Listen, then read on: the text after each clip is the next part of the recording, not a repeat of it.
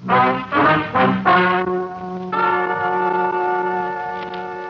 and gentlemen, the story you are about to hear is true. Only the names have been changed to protect the innocent.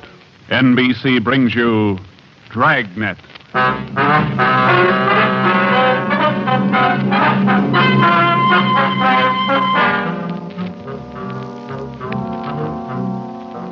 You're a detective sergeant. You're assigned to robbery detail. There's a potential killer on the loose in your city. 18 women have been beaten and robbed by this man. The newspapers call him the Werewolf. Your job is to get him. Dragnet, the documented drama of an actual crime, investigated and solved by the men who unrelentingly stand watch on the security of your home, your family, and your life. For the next 30 minutes, in cooperation with the Los Angeles Police Department, you will travel step by step on the side of the law through an actual case, from beginning to end, from crime to punishment. Dragnet is the story of your police force in action. It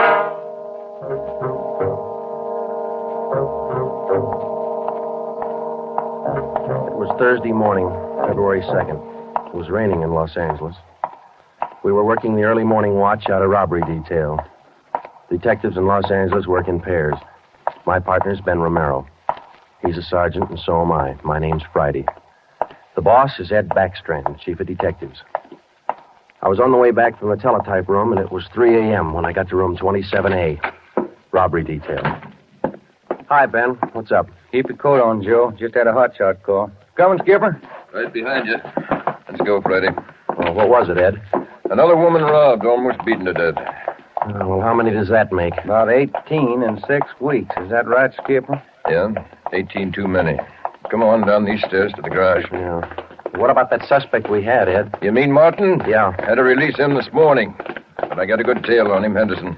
Yeah. We got any report yet? Nothing definite to hold him for. Here's the garage. Let's hustle it. Right. Then if this isn't Martin's job, Skipper, and he's not the right man... Then we start all over again, and we work night and day till we find the right man. Here's the car. Let's go. Ben, you drive. Yeah, all right. How do the victims describe this guy, Ed? Pretty sketchy. Supposed to be tall, dark, long black hair. Last woman said he had a face like an animal, something like a dog or a wolf. A wolf? Yeah. She said something like a werewolf. Something like a werewolf. Well, he almost had to be that, judging from the way he operated. He was either an animal or a raving maniac. One thing we were sure of, he was smart and he was dangerous. For almost 2 months, he'd prowled the streets in a stolen car in the early morning, usually between 3 and 5 a.m. And the victims were always lone women, most of them waitresses, coming to work or going home. He dragged them into the car, robbed them, beat them until they were unconscious, and then throw the body out into the street. That's just what we found when we pulled up to the curb near the corner of 8th and Grand. One cruiser car was already there, and so was the ambulance.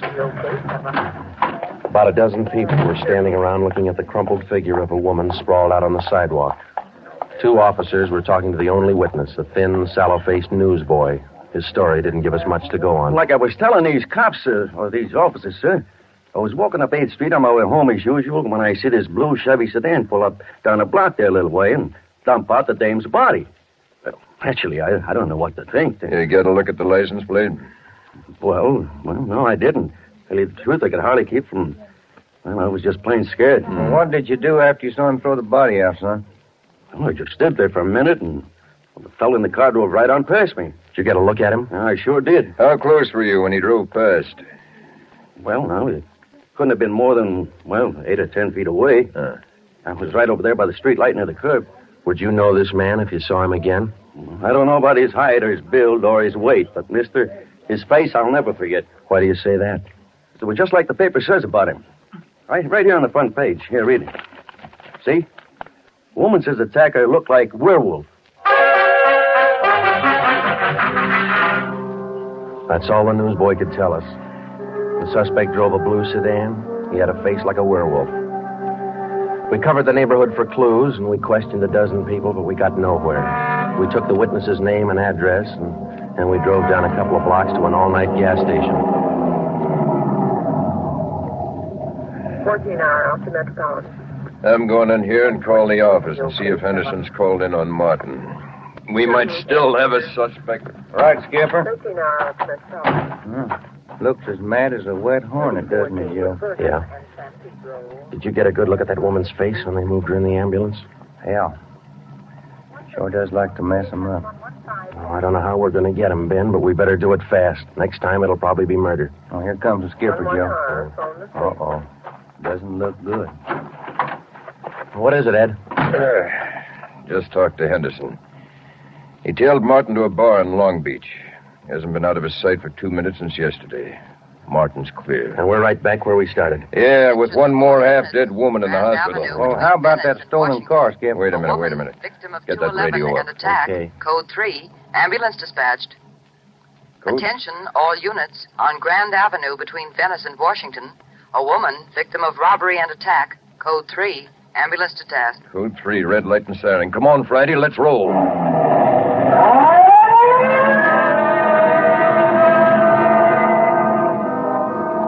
We couldn't be sure, but it sounded like another one. 6 minutes later, we were there. Same story. Werewolf. The next day, the chief ordered the number of cruiser cars doubled in the Central District. This was for the early morning watch, with plainclothesmen to back them up. Then the newspapers played it big, and in 2 days, the story was on the front page of every paper in town. Maybe that should have made the werewolf lay low, but it didn't. Because at 4 o'clock that morning, while Ben and I were patrolling with the other cars, he got his 20th victim. Attention, all units. Whittier between Soto and Matthews. A woman, victim of 211, an attack. Code 3. Ambulance dispatched. Here's a report on that blue sedan he used the other night, Joe. Found it out on Anaheim Telegraph Road. Any luck with it? Not one fingerprint we can use. Anything else? Nothing. Well, how about the auto theft detail? Same old story, Joe. He steals a car, uses it once, and then drops it. Never leaves a thing behind. Well, that's great. We're sure moving fast. How about that big guy you picked out of the lineup this morning? Oh, I checked his alibi. It's perfect. Now we haven't got even half a clue. Yeah. Well, come on, let's check with Ed. He's instructing the policewomen on the plan for tonight. All right. Now you've heard the report. You understand how the suspect operates and what you're to do. I think so. Remember, all of you forget you were ever policewomen. Change the way you walk, the way you carry yourselves. That's the part you're playing, all right? Okay. And be careful and don't take any chances. All right, Freddie. Okay, Ed. Now, just to make sure you look the part, we're spotting each one of you at different restaurants and coffee shops throughout the Central District. And from 7 o'clock tonight until daylight tomorrow, each one of you is going to be a waitress. You got that? Yeah. Okay, Ben, you want to give them their assignments? Okay, Joe. Well, here's the way it lines up. Marge Kissel at the Top Hat Cafe. That's on 9th Street between Alpharetta and Westlake. Okay. And Katie Welch, Joe's Coffee House, Brooklyn, Soto. Right. Pat Fielden at the All-Night Steakhouse on Figueroa Street between Florence No, and the trick of using decoys to lure criminals into a trap wasn't exactly new, but, well, it was just one of the old tricks that we figured might land the werewolf behind bars. At 7 that night, Ben and I made the rounds and found each of the policewomen on her job as a waitress. Well, the overall plan was simple. The girls were to leave the different restaurants between 3 and 5 a.m. that morning and pretend they were walking home. We mapped different courses for each one of them to throw out as much bait as possible and yet not to make it look suspicious. Each policewoman, from the time she left the restaurant and stepped out into the deserted streets, would be pretty much on her own. We had officers planted all along the way at designated intervals, but a big element of chance and danger was still there. All we could do was cross our fingers and hope. How much more time, Joe? Let me see. She's doing 2 minutes. Yeah. Waiting gets on your nerves. Then it won't be long. This corner doorway's a pretty good lookout spot. Yeah. Wait a minute. Listen. Who is it, Joe? Can you see? Get back. What is it? Wait a minute.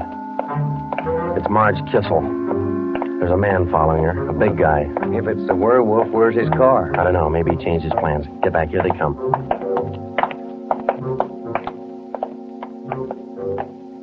You get a look at him, Joe? Oh, pretty good. Not too suspicious. Might be coincidence. Well, I got a pretty good lead. Come on, let's go. Stay back in the shadows.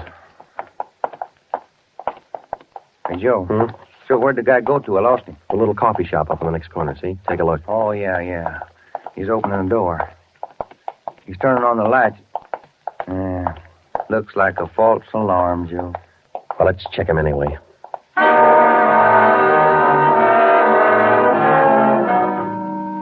Well, I didn't think we'd be that lucky on the first try, and we weren't. We asked the man a few questions, and it didn't take him long to show us he wasn't our man. He owned the coffee shop. So, Ben and I went back and took up our posts again and waited for the next decoy. We covered that 10-block course 6 times that morning, back and forth, following the bait, but it was almost as if the guy could sense a trap. Not once did we get a nibble. By the time our last decoy finished the route, it was almost daylight. Joe, I never was so glad to see that sun come up in my whole life. My feet feel like they're puffing right up out of my shoes. Yeah, me too. Come on, let's get over to the car and check on the other squad out in Boyle Heights, huh? Mm-hmm. Oh. Hit the radio, will you, Ben? Yeah. Joe, there must be some easier job on the force than this. Yeah, you and me both. Now, let's see what happened to the others, huh? 80K to Unit 104K. Come in. 104K to Unit 80K. Go ahead. 104K, this is Friday. You do any good out there? This is Miller. I'll call Curtis. Stand by. 80K to 104K, Roger. What do you think, Joe? Maybe a bite? I don't know. Oh, this guy seems to work like a mind reader. Well, he can't win all of them. 104K to Unit 80K. This is Curtis. Go ahead. This is Friday, Al. How'd you do out there? Any luck? Just checked in the last gal, Joe. Katie Welch, not a sign. Okay, Al. Have the men check in. 80K clear. KGPL. Okay, let's go, Ben. When we finally got back to the office that morning, both Ben and I were ready for some sleep, but it didn't look like we were going to get it. We just about finished going through the overnight reports for some kind of a lead when the phone rang. Robbery Friday. Hi, Joe. This is Wilkerson, auto theft. Hi, Wilkie. You got something for us? Not much, Joe, but it might work into something. Just got a report in on a pair of stolen license plates. Oh? Yeah. I'm not much of a hawkshaw, but I figure there's just a chance it might be your werewolf boy. How come? I don't know. Maybe just a hunch.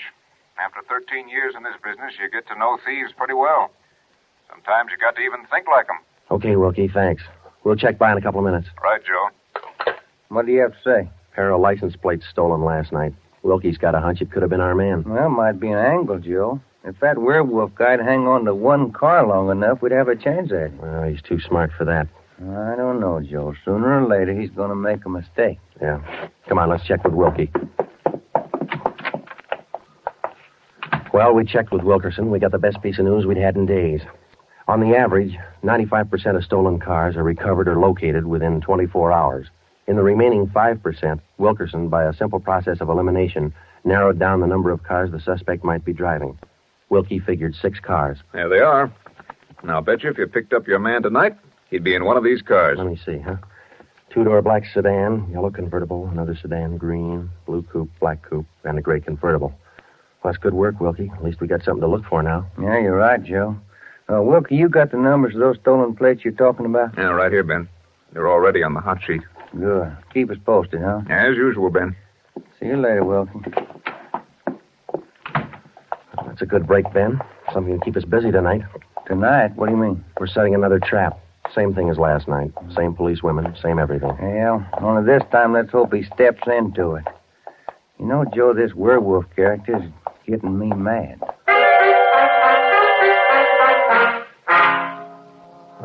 That night, we followed in our own footsteps. We planted the policewomen decoys in 3 separate districts, and a few minutes before 3 a.m., our squad of men took up their positions. The same policewomen went to their waitress jobs in the same restaurants, and Ben and I and the rest of the men stood in darkened doorways or empty filling stations or whatever cover we could find. And we waited and waited. What time is it, Joe? Let me look. 4:30. Thank you. Any sign, Joe? No, nothing yet. Come on, stay in the shadows. That's the way it went all through the early morning. The same plan over and over again until daylight. Ben and I'd check in at the station, go over the late stolen car reports with Wilkie, catch a few hours sleep at home, and then come back and do it all over again. The next night, and the next morning, the night after that, and the morning after that.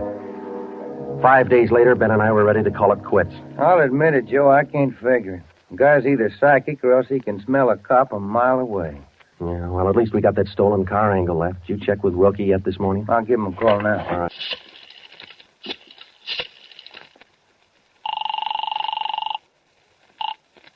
Auto theft, Wilkerson. This is Ben, Wilkie. You got anything for us this morning? Yeah, I was just going to call you.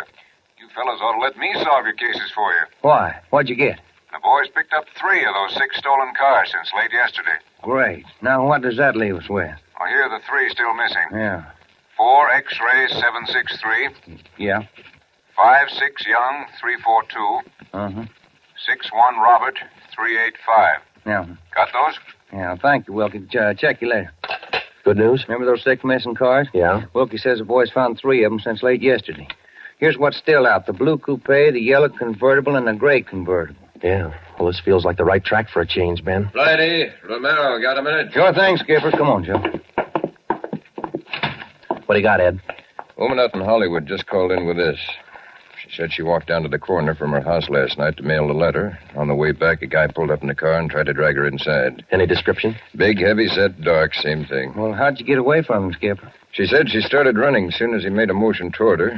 When he saw her run up the steps of her house, he jumped back in the car and took off. Well, how come she didn't call in before this? She hasn't got a phone. She's afraid to leave the house again till this morning. Sounds good, Chief. You got her address there? Here you are. Mrs. Tom Burdick, 1237 Wilcox, apartment 10. Come on, Ben. This might be what we're looking for. Who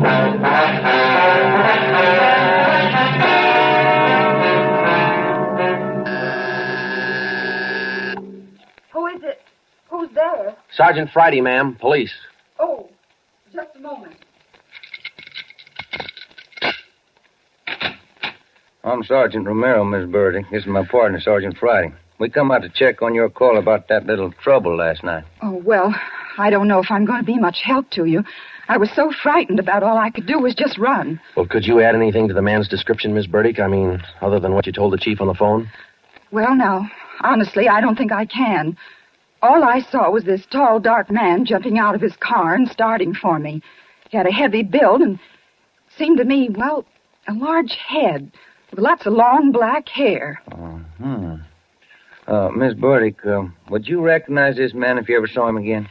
Well, I think I might. He was such an unusually big man, almost frightened me to death. Well, just one more question, Miss Burdick. Could you describe the car this man was driving when he approached you? His car? Mm-hmm. Why, yes. It was a gray convertible. Miss Burdick, are you sure of that? Yes, I'm sure of it. A gray convertible. Thank you, Miss Burdick. That's all we wanted to know. Sometimes when you're on a case, you can chase yourself around in circles for weeks trying to fit together just 2 little pieces of a yard-long jigsaw puzzle. And a lot of the time, you find the answer where you least expect it. But once you get that feeling you're after the right man in the right way, there's nothing that can shake you. When Ben and I got back to headquarters, we went straight to the chief's office with the story, and we had him stake out the gray convertible. In other words, if any detective or officer spotted the car, he reported it back to us, but he stayed away from it. We figured that there probably weren't more than 2 of the victims who could take the witness stand and identify the man who robbed and beat them. Not with a smart defense lawyer, anyway. So there was only one way to catch this suspect. Red-handed. Here they are, Joe. Both sets of license numbers for that gray convertible. Here are the original, and here are the numbers on the stolen plate. Good. Everybody got a hot sheet? From the chief all the way down to the janitor. Fine. Now let's get together with Ed, huh? Hot shot, Joe. Grab it. I got it. On the corner of California and Oakwood, a woman badly beaten. On the corner of California and Oakwood, a woman badly... Come on, Ben, another one. But, Joe, it's broad daylight. Yeah, doesn't figure, does it? Come on.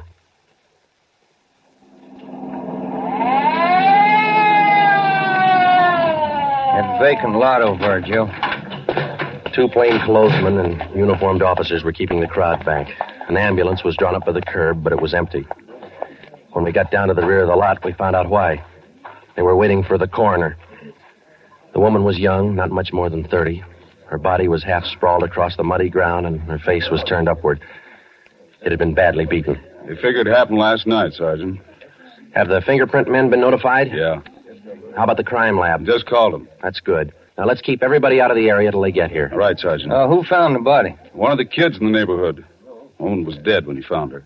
Did she live around here? About a half mile away. I hear she's got 3 kids. Or she had 3 kids. Uh-huh. You've seen enough, Ben? Yeah. Let's get on back to headquarters.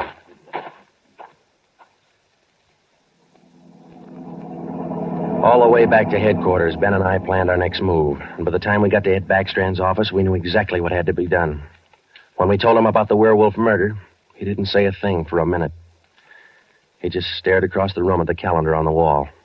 Then he brought his hand down hard against the desk. Friday, Romero, I'm only going to say this once, so get it straight. That guy's pulled his last job in this city. He's through robbing and beating women, and he's through with murder. I've given you time to track him down, and now I want him in. No stalls and no excuses. I want him. I don't care how many men you use, and I don't care how you get him, but get him. That's all. Ben and I worked all that afternoon, right through dinner, up until 8 o'clock. By that time, the overall plan was down on paper and already in action. It was one of the biggest things we'd ever tackled, and, well, we didn't know if it was going to work. We only knew it had to work. We had a squad of 65 cars to stretch out over 40 square miles of the city in one big dragnet. The blockade itself would be stationary most of the time, and working inside it would be 2 cars, 14 policewomen as decoys, with 2 plainclothesmen assigned to watch each policewoman. If and when the werewolf was sighted in the gray convertible, we'd automatically take over the police radio for the whole city, and Backstrand would direct the chase from headquarters. A little after 8, we had coffee and hamburgers, and we went to Ben's for a few hours. Ben tucked his kid in bed as usual, and then he laid down for a nap. I talked to his wife until I dozed off in the chair. At 11:30, she woke us up. I combed my hair, put on my coat. Cops' wives are like everybody else's. They worry. When we met Ed at headquarters, we did some last-minute checking on details with Backstrand for about a half an hour, and then we were all ready to go. By 5 minutes past 2, half the Dragnet crew pulled out of the police garage and scattered over the city to their places. By 2:35, the other half pulled out, and a few minutes later, Ben and I followed. At 3 minutes to 3 that morning, Backstrand took over communications and checked every car in the operation. Stand by. 617. It was a good start. Every man in his right place by the right time. The trap was set. All we needed now was to find our suspect, the werewolf, inside. Control 4 to Unit 80K. Control 4 to Unit 80K. 80K to Control 4. Go ahead. This is Backstrand, standing by. 80K, roger. Clear. KGPL. Okay, Ben. Now let's go find him. I got a hunch, Joe. Let's try the Wilshire district first. Sounds all right to me. Let's go.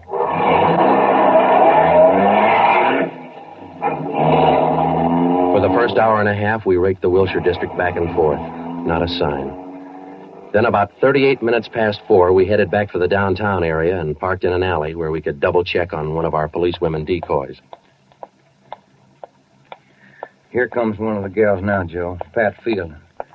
Bet her feet are almost as tarred as mine. Did you see anything else, Ben? Nothing. Quiet as a church. No, wait a minute. Car just turned the corner. Heading up in the same direction she is. Joe. Joe, it's slowing down. Wait a minute. It's pulling up beside her. It's a gray convertible. It's him, Joe. Come on. Ben, get down. He sees us. He's got a gun. You all right, Ben? Yeah, look at that guy take off. 80K to Control 4. 80K to Control 4. Control 4 to Unit 80K. Go ahead. We've spotted the suspect. He's driving a gray Ford convertible, license 61 Robert 385. Suspect's headed east on Olympic from Alameda, driving without lights. Suspect is armed. He had a fast car and he knew how to drive it. We almost lost him twice. 2 minutes after we sighted him, Backstrand took over full radio control. Control 4 to Unit 80K. Your location? 80K to Control 4. We're traveling at a high rate of speed, headed east on Olympic, crossing Soto Street. Control 4 to all units. Stand by. Units 11A, 12, and 13R close in on the intersections at Olympic and Lorena. Units 41, 42, 45, and 104K move in on the next 4 crossings east of that. To the north and south, Units 105K, 14A, 17R, 43T. Block all main arteries.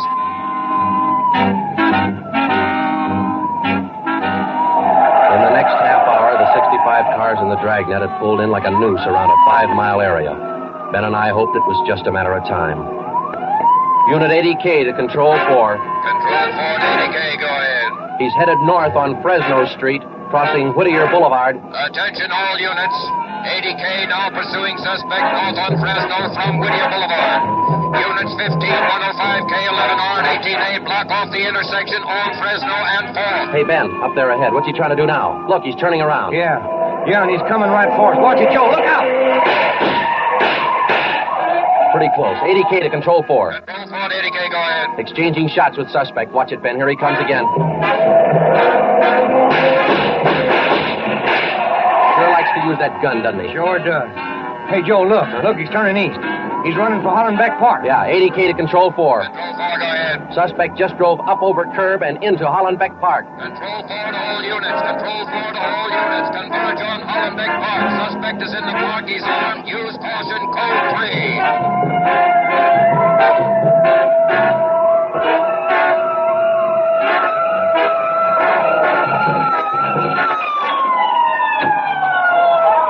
There he is, Ben. Watch it. Looks like a night baseball game with only his headlights. Yeah, come on. Let's get him. Yeah. Never say die, huh, Joe? Joe, can you get a shot at him? Don't shoot! Don't shoot! I'll give up! Don't shoot! Then step out in the open and get your hands in the air. All right, I give up! But don't shoot! You're a brave killer. Yeah, come on. All right, you get your hands in the air. Come on, higher. Joe, look out. He's got a knife. I got him. Joe, those women were right. He does look like a werewolf. Yeah. You got your handcuffs? Yeah.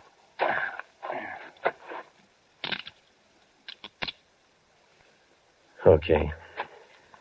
Got a cigarette?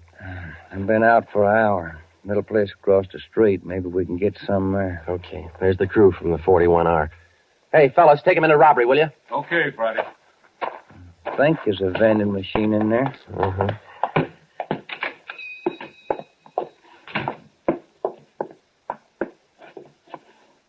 Say, you got some change for the cigarette machine, mister? I think so. Say, who was that guy all them cops were after over in the park a little while ago? I picked up the werewolf. Been reading the papers? Yeah. You fellas cops? Yeah. Sure made it easy for you, didn't he? All you cops had to do was surround the little fella in the park. Nothing to it, huh? Yeah, that's right, mister. Nothing to it.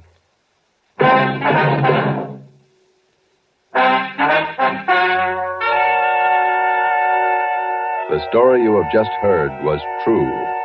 Only the names were changed to protect the innocent. Walter Barton, known as the Werewolf, was tried and convicted and is now serving a full life sentence at the state penitentiary.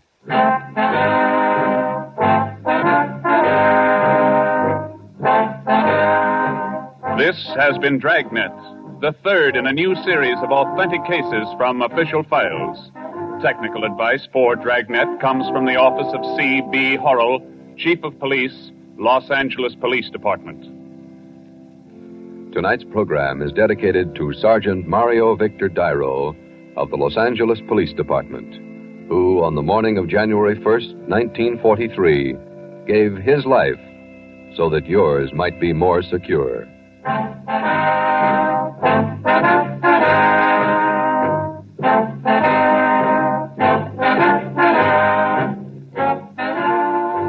Dragnet came to you from Los Angeles.